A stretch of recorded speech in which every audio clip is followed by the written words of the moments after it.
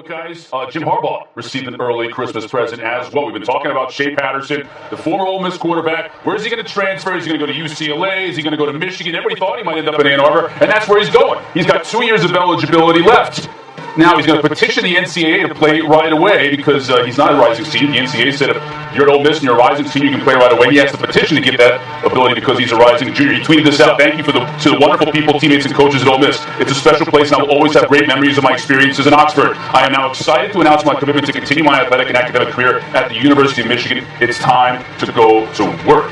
Greg McElroy. Will this work out for Michigan? And is this a big boon now for Coach Harbaugh, who hasn't been able to find a solution to his quarterback problem? This is enormous. This is absolutely enormous. And it upsets, I think, the way that we're currently viewing the Big Ten hierarchy. Because Michigan now, with Shea Patterson, have all the other pieces that you could possibly ask for a championship roster. Now you put in a quarterback that can improvise and make plays on his own.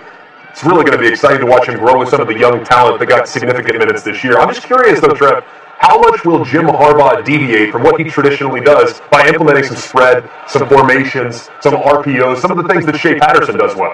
I think he'll be a deviating machine, is what I think, because he's not so rigid that he won't use his talent to its best effect. And because Patterson is more of a shifty guy. Yeah. You go back to the quintessential Jim Harbaugh quarterback is Andrew Luck at Stanford. And Andrew Luck is a guy that didn't run around much. They won't make Shea Patterson Andrew Luck. They'll let him be Shea.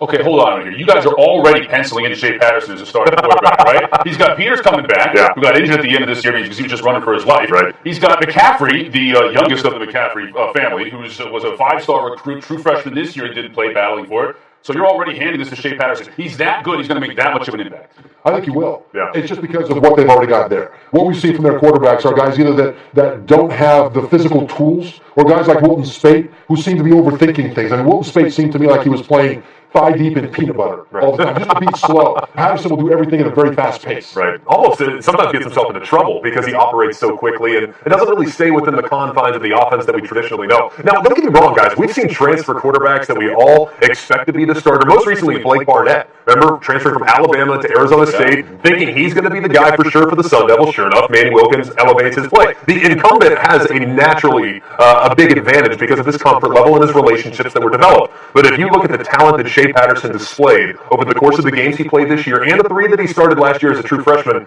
I think he's night and day better than anything they have right now currently on the roster. They've got young weapons. They do. Tark Black, Donovan Peoples-Jones. They've got these young wideouts, big wideouts. Young offensive line. Expect a lot of them. So does this take Michigan from 8-4, 9-3 kind of a team to 11-1, maybe 12-1, Big Ten champion kind of a team? Does it make that big of a difference right away? Yes, because this team this year, I think, was one playmaking dynamic quarterback away from contending for a Big Ten championship. Defense, outstanding. Offense, a lot of young players, but they had talented young players. And it was just the quarterback position that didn't pull it together. There's 2 things. One is make plays. The second is avoid mistakes. And they didn't have either of those on a consistent level from that position. Yeah, I really look at the young nucleus that will be returning next year. Now, we looked at them this year and said, okay, probably going to take a step back. They lost so many quality pieces, 14 guys that all went on to the NFL off the 2016 roster. So it was to be expected that they weren't going to be as good this year. Now all those young pieces that were forced into the mix and kind of took their lumps over the course of the season, they're now going to grow with a quarterback that does have experience and will only elevate their play even further. So the issues up front, the inconsistencies at wide receiver, they should be a thing of the past, knowing that Shea Patterson will be able to bring those guys along. Okay, I'm hearing a lot of expectations from you two guys now. What does this do for Harbaugh? Does this ratchet up the expectation for him? If he's not, if that Ohio State game isn't for the Big Ten East,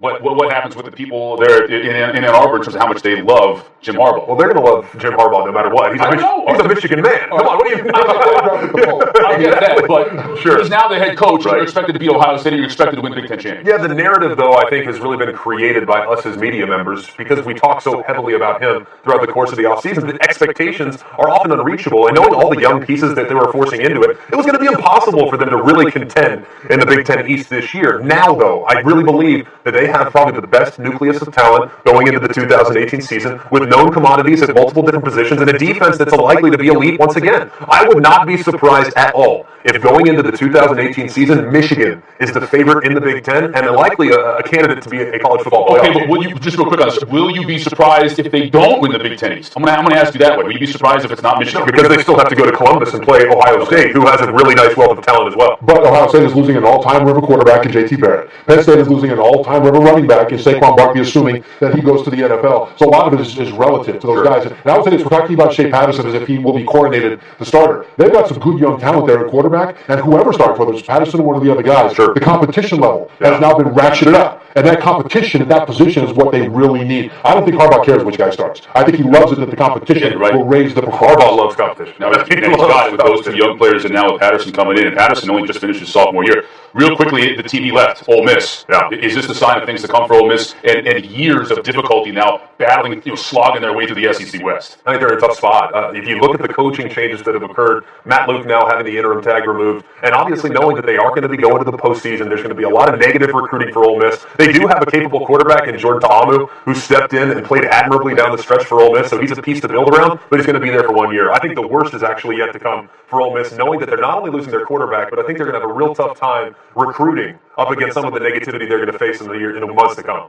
The thing about Ole Miss, though, and Matt Luke, is that his job will be the same as it would have been anyway. He won't go get the 4- and 5-star recruits, probably. I mean, they've done that in years past with Hugh Freeze, but he'll need to identify those guys that other teams bypass that can maybe change positions and become outstanding college players when they're developed. That's still his job. Or maybe guys who can walk on and become Heisman Trophy winners, as we saw this year. You see where I went with that? It's not easy to find guys like that. Walking on not only once, but twice on 2 different teams. His emotional not.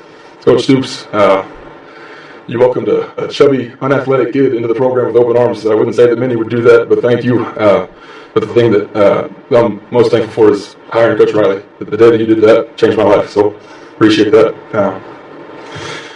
Coach Riley, you've been a great mentor to me. Been through a lot together, so appreciate you. To my family, love you guys.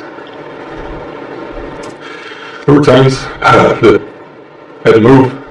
You guys made sacrifice after sacrifice, just like I chased my dreams. Wouldn't be here without you. Baker and his Oklahoma teammates still have a national championship to compete for, but looking at his NFL draft prospects, right now Mel Kiper Jr. and Todd McShay both have him as the number 4 quarterback prospect behind Josh Rosen, Sam Darnold, and Josh Allen.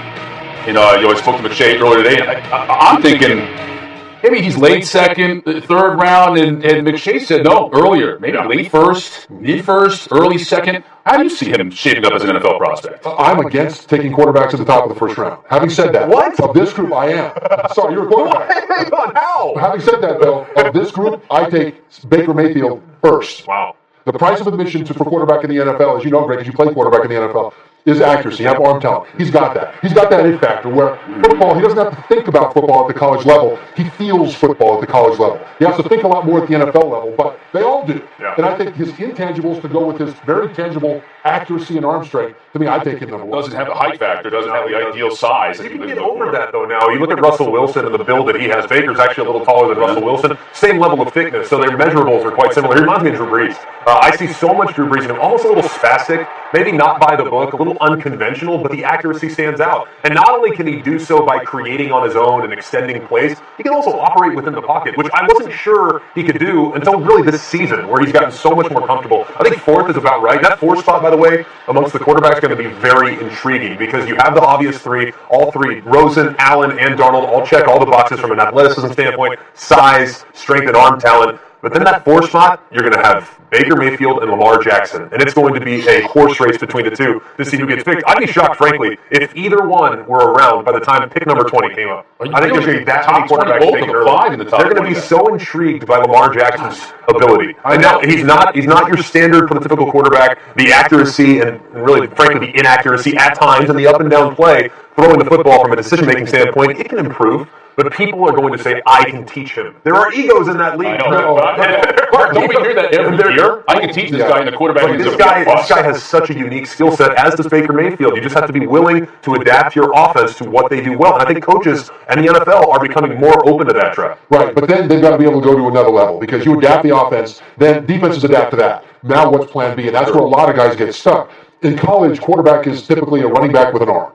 In the NFL, a quarterback is a road staller with an arm. In college, quarterbacks know offense. In the NFL, quarterbacks master defense. And really, that's the great unknown, because we see all of these guys do really well with their college systems, but we don't know, not even with Baker Mayfield, based on what I said before, we don't know if they'll be able to do the information processing that they need to do within 1.5 seconds during their drop, and then get the ball out before 2 seconds are up. Some guys are phenomenal in shorts, but they don't make that decision in 1.5 seconds. It takes them 2.5 seconds, and that's too late. I'll say this, though, about Baker, and I think so much of playing the quarterback position in the NFL, how much do you love the game? Can you live without the game? And frankly, I don't think Baker can. If you were to look at any of the top 3 quarterbacks that are likely to be ranked ahead of him by NFL teams, none of them are as passionate about football as Baker Mayfield. It's obvious by the way he plays it. So he's one of those guys where, he might not be able to make the decisions as quickly as you might like, and you might have questions about how his game translates, but he'll die trying to get to that point. I really believe he can do that. Trevor, is it moxie? Is it competitiveness? Or are the antics that we saw from time to time from Mayfield disconcerting to you as an NFL GM? The kind of antics aren't disconcerting to me. The interview process will be important, though, because people talk a lot about how an NFL quarterback needs to be the face of the franchise. Right. I don't think they care as much about the PR as they do about the winning. Sure. Because winning, well, John Madden said, winning is the best deodorant. And if you have a quarterback that's half crazy, but he wins a lot, the fans will accept him and they'll be fine. But from the standpoint of the work ethic, that's what matters. There's been a number of high-profile quarterbacks, Heisman Trophy candidates, come out of college, didn't know how to work like a pro. And because of that, they were never able to maximize their abilities. A guy like an Andrew Luck works like a crazy person. And they will need to know that about Baker Mayfield much more than if he's going to go get in trouble somewhere. I think Baker Mayfield is going to blow people away in the interview process. I really believe that. Now, have there been moments of immaturity over the course of his career? Absolutely. Was the off-field situation in Fayetteville over the offseason a problem? Of course it was. It was idiotic, frankly, for lack of a better word. Was what he did against Kansas something that you can overlook if you're a talent evaluator? I would hope so. He got caught in the moment. He's got to be able to carry himself in a way to understand that you are representing a $1 billion franchise. You're the face of said franchise, and I think he's going to do just fine with that. He understands what comes with it, but I do think it's going to be important for him to control his emotions and act the way we would come to expect a franchise quarterback to act. If I'm a scout, I want to know those things about him. Sure. But if I'm a teammate, I look at what he did against Kansas. I love him. That guy. Exactly. And if I'm a future guy in his locker room, I'm saying, bring that guy here. So we've got the first quarterback taken and 5 in the top 20 in the NFL draft coming up. From a quarterback. Yes, absolutely. So, and you said, wait, hang on, let's get back to that. You said no quarterback drafted in the top half of the first round? No, it's a 50-50. You have just as much opportunity to get a quarterback start for you in the Super Bowl if you take him in the top 15 or if you take him out of the first round. That's fair. How many centers drafted in the first half of the first round? Well, there's one on this set. Oregon didn't have to look far for their next head coach. Well, the Next Jedi, brought to you by Star Wars, The Last Jedi. Cristobal was Oregon's co-offensive coordinator under Willie Taggart after being an assistant under Nick Saban the previous 4 seasons. He was also head coach at Florida International from 2007 through 2012. Is the force strong with this one? Yes. Love this hire. And I love the fact that they did it quickly. This was a coaching hiring season where the demand for coaches was much higher than the supply of coaches with a big name that were proven. There were so many brand name jobs that came open. Oregon gets into the race late in the game because Willie Taggart took off late in the game. And so I think they were very smart to grab Cristobal before somebody else could snap him up. Just from a continuity standpoint, I understand why they did this. But I'm a little bothered about the fact that they didn't at least have a national search. I know they called Kevin Sumlin. They entertained some conversations with agents of coaches that are in other places. But it happened so quickly that I just wonder if they did their due diligence long enough to warrant making this decision. I know it's popular with the teammates. I know it's popular with the recruits, and that's great. That's important. But I also think that you probably could have looked around a little bit longer before coming to this conclusion. But I'm happy for Cristobal nonetheless. But when you talk about it being great for the team, over 70 players petitioned for Cristobal to be elevated. What that does is it gives the players ownership now. I'll be interested to see what they do in their bowl games. They want to prove that they're right, not just that they picked the right coach, but that they're right. They're now fully invested in this coach. I think that's good for the players. Look at his pedigree. I mean, not only has he worked that 1 year for Taggart there at Oregon, but Saban, Coker. He played for Jimmy Johnson and Dennis Erickson at Miami. He was a head coach for 6 years for Florida International. So he's worked under some unbelievable minds. So obviously, when you look back, they must have known, hey, Taggart, he may go, he may not. There, as you said, there are a lot of big openings. So you had to think that the administration there at Oregon had something in mind if Taggart were to leave. Well, it's the structure that he brings. Because Chip Kelly was win the day. It was very structured. Nick Saban has the process, and that's where Cristobal was previously. And so he brings that process to Oregon. It's an athletic department that expects that from their football coach, and they'll get that with Mario Cristobal. Now, I'll say this. Now, the one thing about Oregon, it's always been about the sizzle, the pomp, right? You have Ferrari leather stools in your locker. All right, it's about the pretty things. Mario Cristobal is not about those things. He's about the trenches. Yeah. You know, he is about the trenches. And that's what Oregon needs to get back to having success with. When they were competing for national championships, yeah, you look at the quarterback position, the numbers they had offensively, but they were good on offense and on the defensive line. Who are the best teams in the Pac-12 North right now? Stanford and Washington. All right, those two teams win because they're great in the trenches. And if Oregon wants to upset the apple cart and get back into the national championship picture, that's where they need to improve. And I think that Mario Cristobal is the guy to be able to press those buttons to make those improvements necessary in the years to come. Music to your ears, isn't it? You know something? Greg's the kind of quarterback that would take us out for ribs on Thursday Whatever night. you Love you, Greg. want, whatever you want, Yeah. all you can eat. We got your back. All right, all the time. All right, we still got plenty to get to here on College Football Live. All kinds of upheaval at the FCS level. Madge and I almost saw the top Dukes go down on Friday nights. There's also 3 and Out coming your way next. So don't go anywhere. Saturday we'll have a bold triple header for you on ESPN. It all gets started. 40 of them, plus the national championship on the way at 1 o'clock Eastern. The Arnell Carriers New Orleans Bowl, Troy, North Texas, 4:30. The Thundering Herd and the Rams in the Gildan New Mexico Bowl, then at 8, Middle Tennessee, and Arkansas State in the Raycom Media Camellia Bowl. Love these conditions. Listen, Army's offensive line trains in this stuff in the mud on their bellies with a bayonet in the snow. This is their element. 3 passing attempts total for the game. You would have hated that, man. I want nothing to do with a situation like that. That is entirely too cold in Philadelphia for me. All right, on to 3 and Out, where we're looking at some of the lower divisions in college football. West Florida upset Indiana, Pennsylvania this past weekend, guys, which means that just in their second year as a football program, they're going to be competing for the D2 National Championship. Listen, now 50% of their existence, they're playing for a national championship. That's a high bar going forward. Yeah, This is not normal. This is hard to do, by the way. Winning that championship is West very Florida's hard. taking it easy right now. How about South Dakota State rushing for 265 yards? They rolled past New Hampshire. Sorry, Chip, our old buddy Chip Kelly, New Hampshire grad. They advanced to the FCS semifinals. The first time in their history, they'll face FCS top-seeded James Madison, and it won't be easy, although James Madison, Trevor, you and I were in studio on Friday night calling their game, and that was a real close one there against Weber State. Yeah, Weber played a great game. James Madison had to overcome mistakes, but the Dukes are relentless. Yeah, they're legit. I mean, JMU, they played about as poorly as they possibly could and still beat Weber State. So look out. You don't want to play JMU moving All forward. right, here's the question I'm going to pose to you guys. We've talked a lot about the college football playoff and the 4 teams and who's going to win it all. Madge, I'm going to start with you. Who's going to end up winning the FCS playoff when all is said and done? I've got to go with North Dakota State. Easton State quarterback has a laser brain. Oh, my goodness. All right, well, I'm going to take the other side. Give me JMU. Go Dukes. The other side, no love for the Jackrabbits? No, they're not. Jackrabbits Come win it on. all. Next time, everybody.